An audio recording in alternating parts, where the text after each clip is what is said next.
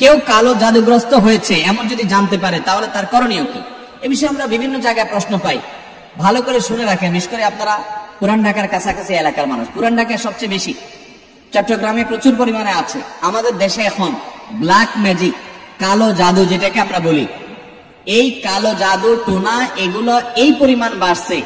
আমি সারা দেশে ঘুরে বেড়াই, শত শত হাজার হাজার মানুষের প্রশ্ন আমার কাছে আসে। প্রতি সপ্তাহে এভারেজ আমার কাছে অন্তত 25 থেকে 30 হাজার প্রশ্ন মানুষের আমার কাছে আসে। আলহামদুলিল্লাহ, শুধুমাত্র শুক্রবারের লাইভে আমাদের 15 থেকে 20,000 এক ঘন্টার মধ্যে প্রশ্ন আসে। এই হাজার হাজার প্রশ্ন নিয়ে আমরা কাজ করি। মানুষের অবস্থা আমি জানি এই প্রশ্নগুলোর মাধ্যমে।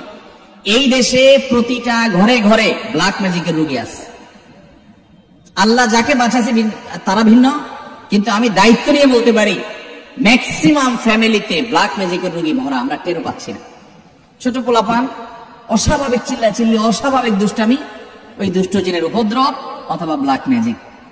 অসুস্থ, কোনোভাবে ভালো হচ্ছেন না, বহু ট্রিটমেন্ট করছেন, চেক আপ করেছেন, ডায়াগনোসিস হচ্ছে না।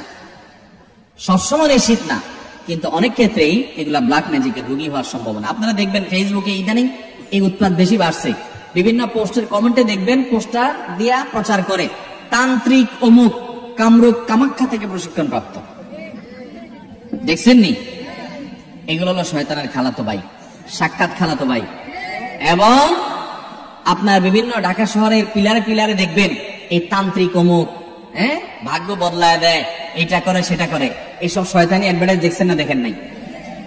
ব্ল্যাক ম্যাজিক এটাকে এক সময় আমাদের এক শ্রেণীর শিক্ষিত মানুষ বলতো যে এগুলো হুজুরদের আজগুবি কথা, কিসের আবার ব্ল্যাক ম্যাজিক, দেখা যায় না, শোনা যায় না, বুয়া বোগাস কথাবার্তা। বাইরে আমার এই যে কদিন আগে বিশ্বকাপ ফুটবল শেষ হয়ে গেল, আমি নিজে অনেকগুলো মিডিয়াতে দেখেছি বিশ্বকাপ ফুটবলে অনেক বড় বড় খেলোয়াড়দেরকে দুর্বল করার জন্য প্রতিপক্ষের খেলোয়াড় বা বাজিকরেরা বিভিন্ন লোকেরা ব্ল্যাক ম্যাজিক করেছে এবং কোটি কোটি টাকা খরচ করে ব্ল্যাক ম্যাজিক করে তাদেরকে অচল করে দেওয়ার চেষ্টা করে।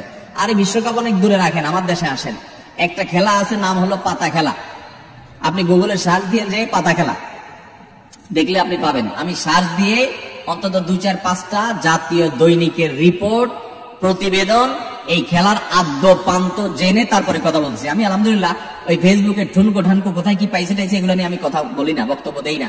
আমি চেষ্টা করি যেটা বলবো সেটা জেনে শুনে দায়িত্ব নিয়ে তারপরে আমি বলার চেষ্টা করি। এই পাতা খেলার উপরে আমি অনেক পড়াশোনা ঘাটাঘাটি করেছি, অনলাইনে অনেক আর্টিকেল পড়েছি, অনেক প্রতিবেদন পড়েছি। আমাদের দেশে হয়, আপনার উত্তরবঙ্গের দিকে বিশেষ করে হয়, অনেক জেলাতে। এই পাতা খেলাটা অবাক করা এক খেলা, যে এটা পুরাটাই ওই জাদু মন্ত্রের খেলা।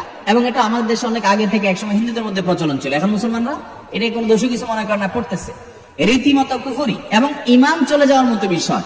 এখানে কুফরি কিছু মন্ত্র আছে, শয়তানি কিছু মন্ত্র আছে। শয়তান আমরা যাকে দেখি না, এটা অনেক আলোচনা, ঘন্টায় ঘন্টা আলোচনা করতে হবে। শয়তান নিয়ে আজকে আলোচনা করবো না।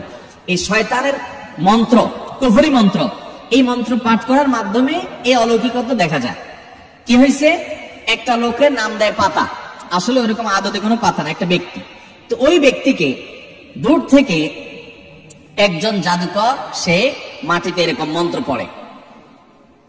ওই যে যারা নাম দিছে পাতা, তার সে নিজেও জাদুকর। তার কাজ হলো সে মন্ত্র পড়ে পড়ে নিজেকে এক জায়গায় ধরে রাখবে, আর এর কাজ হলো ওরে মন্ত্র পড়ে পড়ে একটা দাগ দেওয়া আছে, দাগ পর্যন্ত নিয়ে আসবে, টেনে নিয়ে আসবে মন্ত্রের কারণে। অবাক করা বিষয় না? এবং সত্যি আনতে পারে, এ মন্ত্র দিয়ে আনে। তো আনলে এই জাদুকর জিতে যায়, আর যদি টিকে যায় তাহলে সে জিতে যায়। এই পাতা খেলা বাংলাদেশে অনেক এলাকাতে বেশ বহুল প্রচলিত, হাজার হাজার মানুষ উপভোগ করে।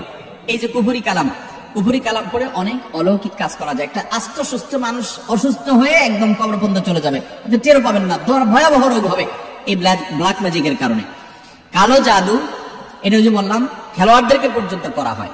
এটা আমাদের দেশে ঘরে ঘরে। আপনি বাঁচতে চান, নাম্বার 1, আপনার ঘরকে কোরআন দিয়ে আলোকিত করতে হবে। ভাইরা আমার, আমি বিভিন্ন সময় বলার চেষ্টা করি, আপনি ইমানদার হিসেবে, মুসলমান হিসেবে আপনার মধ্যে শয়তান মাঝে মধ্যে সন্দেহ ঢুকায় যে ইসলাম আসলে সত্য কিনা, না হুজুররা এসব বকওয়াস কথা বলে টালে।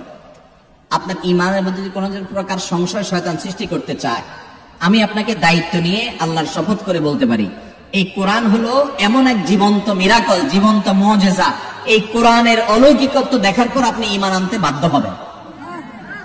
পৃথিবীতে যত বেঈমান মুসলমান হয়, যত কাফেররা ঈমান আনে, তাদের বেশিরভাগ দেখবেন এই কোরআন যখন নির্মোহভাবে আগাগোড়া পড়ে ফেলে, সে এর কাছে মাথা নত করা ছাড়া কোনো উপায় থাকে না। ওমর রাদিয়াল্লাহু তাআলা আনহুর মতো জাদ্রেল মানুষ যাচ্ছিলেন নবী করিম সাল্লাল্লাহু আলাইহি ওয়াসাল্লামকে হত্যা করার জন্য, বোনের বাসায় যায় দেখে বোন তেলাওয়াত করতেছে, আওয়াজ শুধু শুনছে তেলাওয়াত, শুনেই পাগল হয়ে গেছে। আরে এ তো সাধারণ কোনো কথা না, আকৃষ্ট হয়ে গেছেন। তরবারি হাতে নিয়ে নবী সাল্লাল্লাহু আলাইহি ওয়াসাল্লামের দরবারে চলে গেছেন। সাহাবীরা তো ঠেকাইতে আছে, নবী সাল্লাল্লাহু আলাইহি ওয়াসাল্লাম তো জানেন ওহী পাঠাইছে আল্লাহ তাআলা, বলে আসতে দাও, ঠেকায়ও না। গেছে হত্যা করার জন্য, ঈমান নিয়ে ফিরে চলে আসছে কোরআনের কারণে। মুসলমানদের বাসা বাড়িতে আজকাল কোরআন তেলাওয়াত হয় না। আপনার বাসা বাড়িতে কোরআন তেলাওয়াত চালু করেন, আওয়াজ দিয়ে উচ্চ স্বরে, মনে মনে না, আওয়াজ দিয়ে কোরআন তেলাওয়াত চালু করেন, কোরআন পড়েন এবং অডিও চালায় রাখেন। ব্ল্যাক ম্যাজিক, দুষ্টজিনের উপদ্রব থেকে বাঁচার জন্য এটা মহৌষধ। বিশেষ করে একটা সূরা, সূরা বাকারা জোরে জোরে নিজেরা তেলাওয়াত করেন। তেলাওয়াত করতে পারেন না তো অডিও চালায় রাখেন। সূরা বাকারার তেলাওয়াত যত বেশি ভাষায় চালু করে রাখবেন, নবী সাল্লাল্লাহু আলাইহি ওয়াসাল্লাম হাদিসে বলা আছে দুষ্টজিন এবং শয়তান ভাষায় প্রভাব ফেলতে পারবে না। এক। দ্বিতীয় আমল, তাহলে কোরআন বেশি বেশি পড়বেন, বিশেষ করে সূরা বাকারা। দ্বিতীয় আমল হলো সকাল সন্ধ্যার দোয়া এবং জিকির, এগুলো নিয়মিত পড়বেন, এগুলো রক্ষা কবচের মতো কাজ দেয়। তৃতীয় আমল হলো ঘরের মধ্যে কোনো হারাম জিনিস রাখবেন না, ছবি টবি এটা সেটা রাখবেন না, এবং গুনাহমুক্ত রাখবেন বা ঘরকে। 4 নম্বর আমল হলো যতবার বাসায় ঢুকবেন বিসমিল্লাহ পড়ে ঢুকবেন, বের হওয়ার সময় বিসমিল্লাহ পড়ে বের হবেন। টয়লেটের দরজাগুলো বন্ধ রাখবেন, ঢুকতে বিসমিল্লাহ পড়ে বের ঢুকবেন, দোয়া পড়ে ঢুকবেন, বের হওয়ার সময় দোয়া পড়ে বের হবেন। খাওয়ার সময় বিসমিল্লাহ পড়ে খাবেন, প্রত্যেকটা কাজে বিসমিল্লাহ করবেন, শয়তান অংশগ্রহণ করতে পারবে না ইনশাআল্লাহ। আর বিশেষভাবে 3 কুল সকাল সন্ধ্যা, কুল হুয়াল্লাহ, কুল আউযু বিল্লাহ, কুল রাব্বিন নাস, 3 বার সকাল সন্ধ্যার আমলের মধ্যে এটা চলে আসছে। আলাদা করে এটা রাতে, সকাল সন্ধ্যায় বিভিন্ন সময় পড়বেন ইনশাআল্লাহ। বেদিন আল্লাহ তাআলা এই দুষ্টজিন এবং ব্ল্যাক ম্যাজিক থেকে বেঁচে থাকার তৌফিক দান করবেন।